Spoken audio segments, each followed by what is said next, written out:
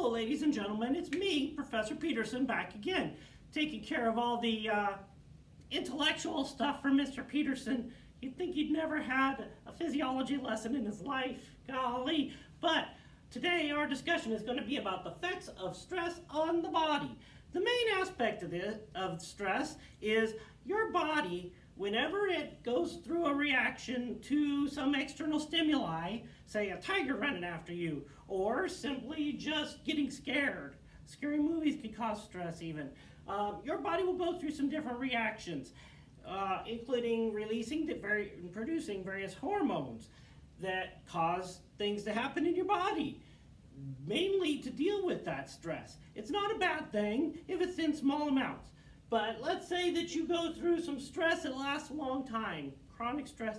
Maybe you are going through, say, a pandemic, and you're stuck at home for a long time, and you can't go see your friends, and maybe you're having to learn the whole new computer program while doing your homework.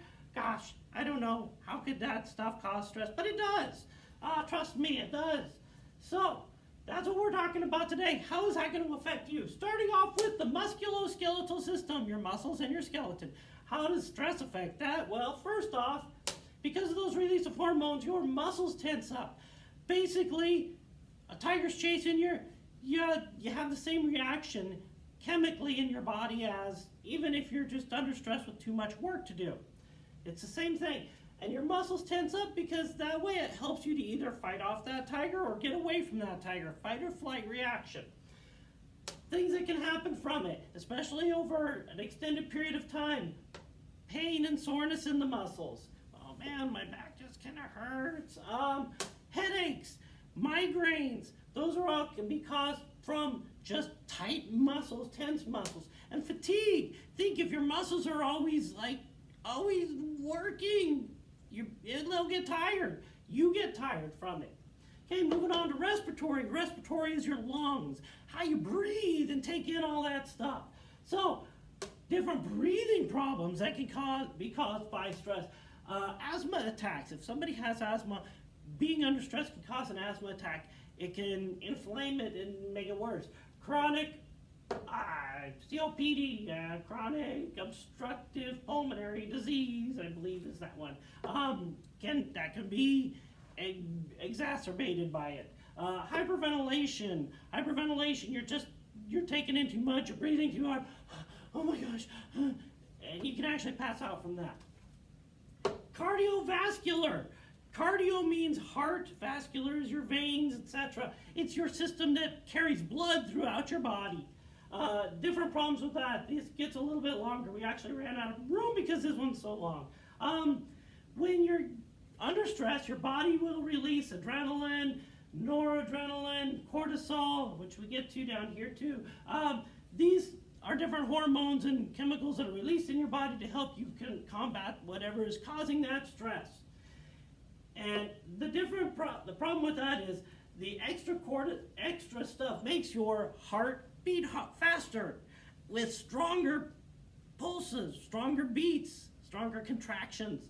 And that makes so the blood can flow to those muscles better. But if you're just under stress from too much homework, that's not helping you. What it's doing is making your heart work extra hard. And if it's over a long period of time, your heart is a muscle and it gets tired too, which can lead to some of the other things, some long-term damage to the heart or the vessels. It can increase blood pressure. Blood pressure will then cause your heart to have to work harder over a long period of time. If your blood pressure's up, your heart's working harder, even if you're not under stress. So that can again lead back to this. It's just a bad cycle. And heart disease. Next, endocrine system. Your endocrine system basically is the release of chemicals throughout your body that help regulate what your body does. Such as, your hormones that are going to turn you, make you go through puberty and stuff. That's all part of your endocrine system. But your immune system is directly related to that. The increased cortisol actually interferes with your immune system. So if you're under stress, you're more likely to get sick because you don't have the immune system fighting stuff off. gosh, when you're under a pandemic and you're trying not to get sick, so you're stressed out, so you get sick. It's a tough stuff there. Gastrointestinal. Gosh, your gastrointestinal stuff is everything from right when stuff goes into your mouth, down your esophagus, into your stomach, through your intestines, and out, that's all your gastrointestinal area. Some issues that you can have with that. And I had to really kind of condense things here, so I was running out of room. Pain. You can have pain in your throat, sore throats, same thing in your stomach.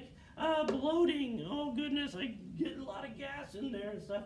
Gut discomfort. Even that, hey, I'm going on stage and I'm nervous. I've got butterflies in my stomach. It's because you have nerves and stuff in your guts, in your intestines, and they're talking to your brain, and that's just, you can have some gut discomfort, heartburn, acid reflux, things like that.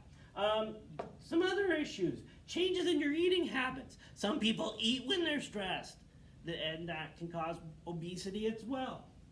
Some people stop eating when they're stressed, which is also a problem. Some other things, these are fun ones: diarrhea, constipation, gas. Oh, excuse me. Those are just some of the problems. We didn't even get into the problems with the nervous system because I ran out of room here, and with reproduction and all that other stuff. There's a lot more problems. Stress is bad stuff. To put it simply, stress, equals bad. Okay, so this week you're going to be working on avoiding stress or how to counter stress, because sometimes stress can't be avoided. But what can you do to keep yourself from having all these problems? You guys have a good day.